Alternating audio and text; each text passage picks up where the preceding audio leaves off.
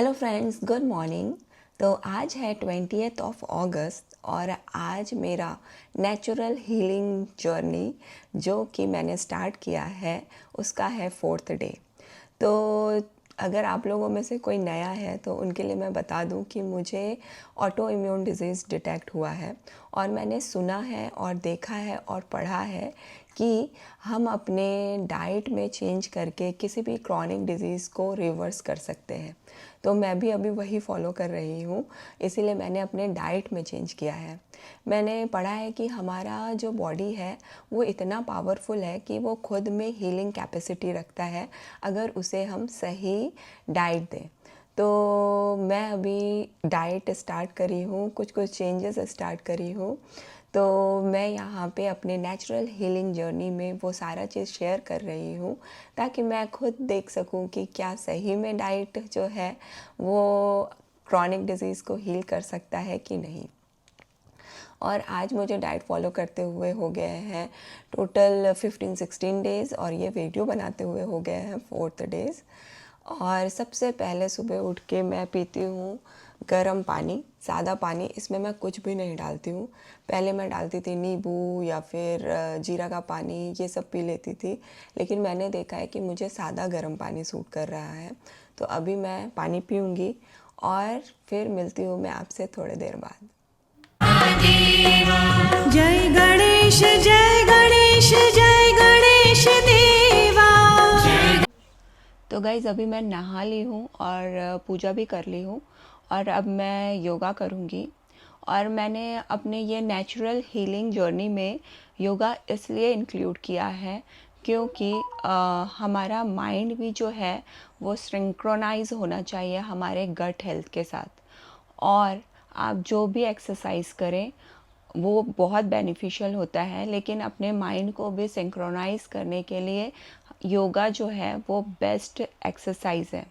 मैं पहले योगा नहीं करती थी, मैंने यूट्यूब वीडियोस और जितने भी पेपर पढ़े हैं, मैंने रिसर्च पेपर पढ़ा है, उससे मैंने यही सीखा है कि योगा जो है हमारे माइंड को कंट्रोल करने के लिए और हमारे गट के साथ सिंक्रनाइज करने के लिए बहुत ज़्यादा हेल्पफुल होता है। क्योंकि मैं नेचुरल डाइट फॉलो तो कर रही हूँ क्रॉनिक डिज़ीज़ को क्योर करने के लिए, लेकिन साथ में हमें योगा भी इंक्लूड करना है। तो अभी मैं बहुत ज़्यादा तो नहीं, 5-5 मिनट के लिए सारे योगा, सारे लाइक कपालभाति, आलोम विलोम, भ्रामरी, ये 3 योगा स्टार्ट करी हूँ। और क्योंकि अभी मुझे पेन है तो मैं बहुत ज़्यादा डिफ़िकल्ट वाला योगा नहीं कर सकती, तो ये तीनों अभी मैं स्टार्ट करी हूँ। तो अब मैं योगा करूँगी।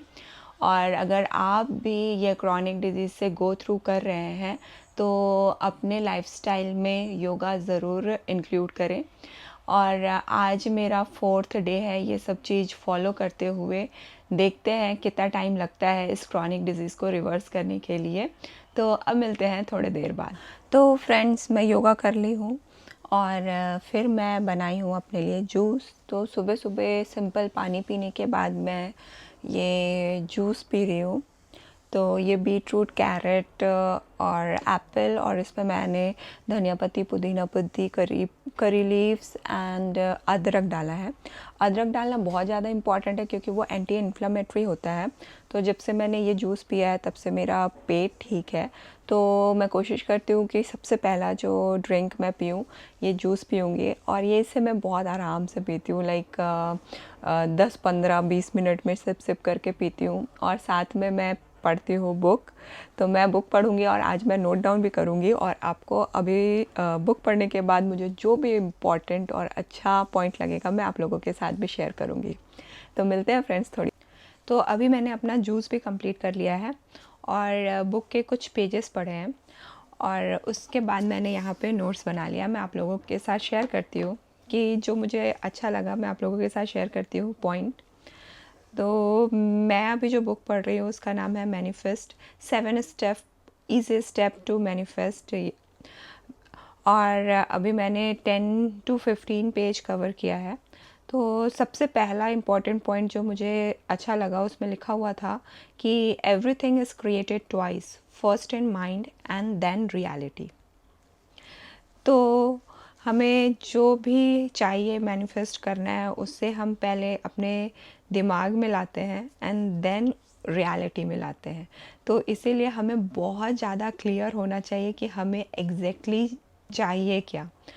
हमें बहुत स्पेसिफिक होना चाहिए। जैसे कि हम अगर फॉर एग्ज़ाम्पल अगर हम एयरपोर्ट भी जा रहे हैं तो गूगल मैप में हम सिर्फ एयरपोर्ट नहीं लिखते हैं, हम गूगल मैप में लिखते हैं कि कौन से टर्मिनल जाना है हमें और कौन से जगह जाना है। तो हम जब गूगल मैप में भी एड्रेस जो डालते हैं वो भी हमें बहुत स्पेसिफिक डालना होता है। तो हमें जब लाइफ में कुछ चीज़ चाहिए होता है तो उसके लिए भी बहुत क्लियर होना होता है कि हमें एग्जैक्टली क्या चाहिए। और हम जितना ज़्यादा क्लियर होंगे और जितने स्पेसिफिक होंगे उतने ही ज़्यादा हमें क्लैरिटी होगी और हमें मैनिफेस्ट करने में इजी होता है। और जब हमें माइंड में क्लैरिटी आ जाता है कि हमें चाहिए क्या, तो बस उससे मैनिफेस्टेशन नहीं होता है।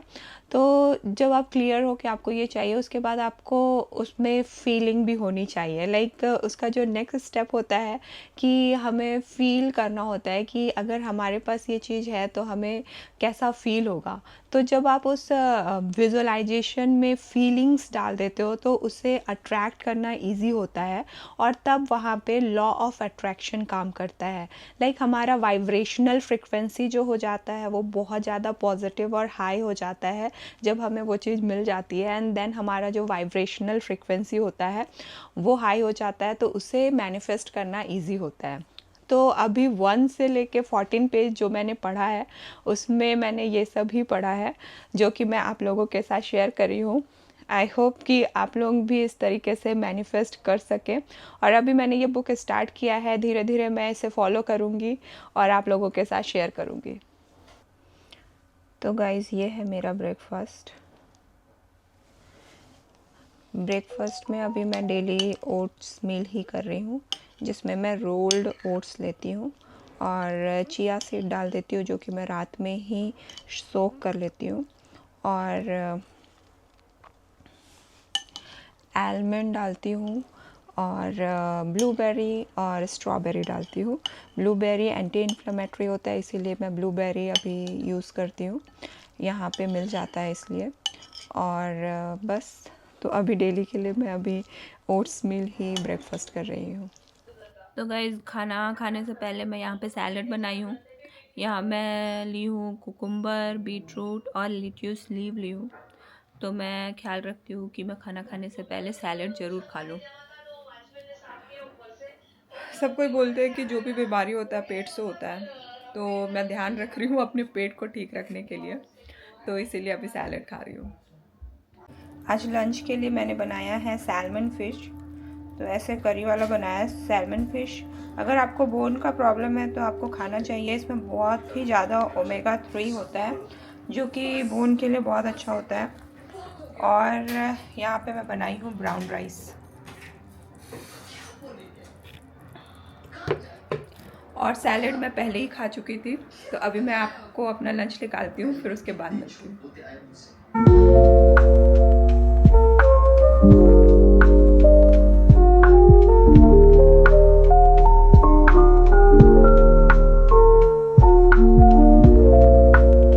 तो अभी मैं आई हूँ कपड़े धोने के लिए। तो यहाँ पे जहाँ पे मैं रहती हूँ वहाँ पे अपने अपार्टमेंट में वॉशिंग मशीन नहीं है, तो यहाँ पे ऐसे आना होता है। यहाँ पे बहुत सारा ग्रुप में वॉशिंग मशीन रखा होता है।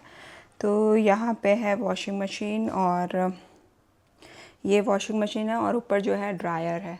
तो यहाँ पे कॉइन डालना होता है तब ये चलता है और ये मोबाइल ऐप से चल जाता है।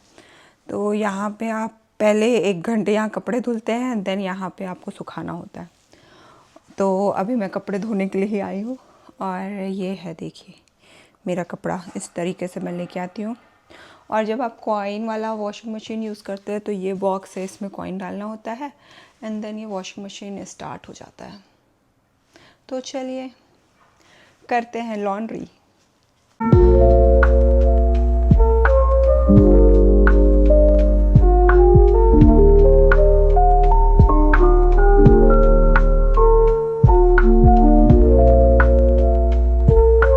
ओके गाइस, तो अभी वॉशिंग स्टार्ट हो चुका है और इसको कंप्लीट होने में लगेंगे 1 घंटे। तो मेरे फ़ोन में मैसेज आ जाएगा, फिर जब ये धुल जाएगा उसके बाद मैं आऊँगी कपड़ों को ड्रायर में डालने के लिए, फिर 1 घंटा लगेगा और उसके बाद मैं लेके जाऊँगी अपने कपड़े। तो अब चलते हैं घर और आऊँगी 1 घंटे बाद। गाइस, आज डिनर में मैं बना रही हूँ वेजिटेबल सूप, क्योंकि आज मैं आफ्टरनून में खाई थी फ़िश थोड़ा हैवी होता है, तो इसीलिए डिनर में मुझे कुछ लाइट सा खाना था, तो मैं वेजिटेबल सूप बना रही हूँ। तो मैं दिखाती हूँ कि मैं क्या क्या वेजिटेबल यूज़ कर रही हूँ। तो यहाँ पे मैंने वेजिटेबल सूप के लिए ले लिया है कॉर्न, कैप्सिकम, बीन्स और गाजर। तो आपके पास जो भी वेजिटेबल हो आप यूज़ कर सकते हैं। मेरे पास ये सारा था तो मैं इससे बना रही हूँ। और उसके पहले मैंने एक पैन में थोड़ा सा अदरक डालना बहुत ज़रूरी है। एक पैन में थोड़ा सा अदरक, प्याज और मिर्ची को ऐसे सौटे कर लिया है। फिर उसके बाद ये सारे वेजिटेबल को मैं इसमें मिक्स करूँगी। तो गाइस, कपड़े अभी धुल गए हैं और अब मैं उसको ड्रायर में डालने जा रही हूँ। और जहाँ पे मैं रहती हूँ वहाँ पे किंडर गार्डन है, ये बच्चे लोग के खेलने का स्पेस है। यहाँ बच्चे लोग खेलते हैं और यहाँ पे मिट्टी से नहीं खेलते हैं, तो ऐसे यहाँ बना के रखे हैं ताकि बच्चे जो हैं वो बालू से खेले। तो वो यहाँ पे इस तरीके से बालू में खेलते हैं।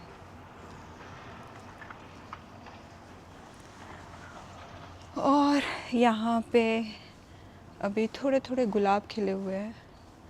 ये वाइट रोज़ है, ज़्यादा तो नहीं है लेकिन हाँ ये वाइट रोज़ है। तो मुझे कपड़े धोने और सुखाने के लिए दूसरे अपार्टमेंट आना होता है। मैं रहती हूँ कि 2 नंबर अपार्टमेंट में हूँ, लेकिन मुझे 3 नंबर अपार्टमेंट में आना होता है।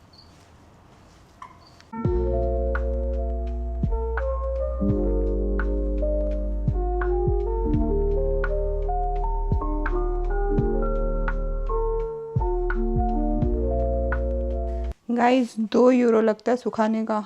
2 यूरो मतलब 200 रुपये।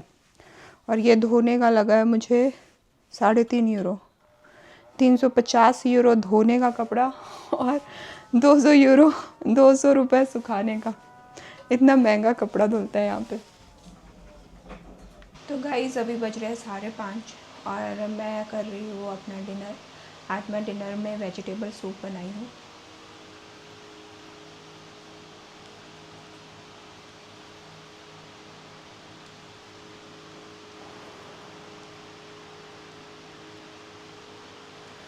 तो ये है आज का मेरा डिनर।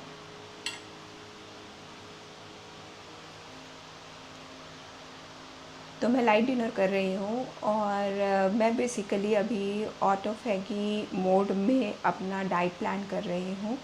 तो ये ऑटोफैगी क्या होता है और किसी भी इन्फ्लेमेटरी कंडीशन में इसे फॉलो करना चाहिए, इसका मैं आपको डिटेल वीडियो बना के बताऊँगी।